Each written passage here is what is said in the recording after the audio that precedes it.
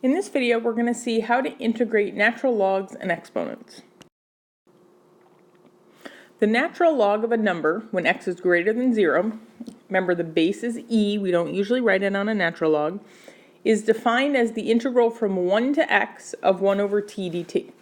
So if we review and we take the derivative of both sides, we know that the derivative of the natural log of x is 1 over x.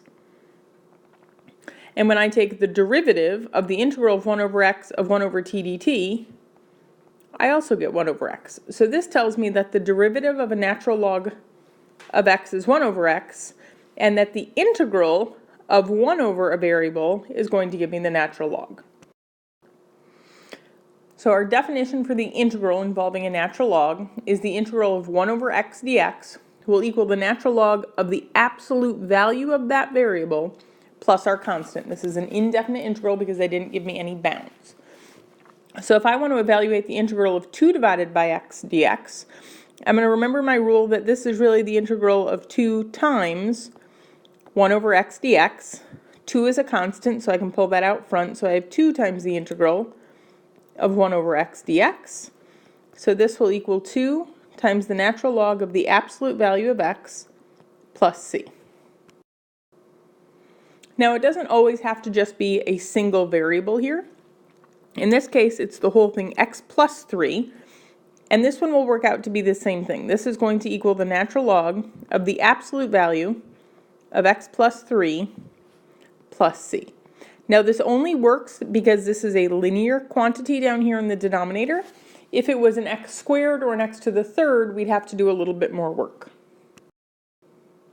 We can also integrate when we have our exponents, the exponential function e to the x. So the integral e to the x dx is equal to e to the x plus c, but there's a little bit of a catch. So if I have the integral of e to the 1/2 x dx, by that definition, it would come out to be e to the 1/2 x plus c.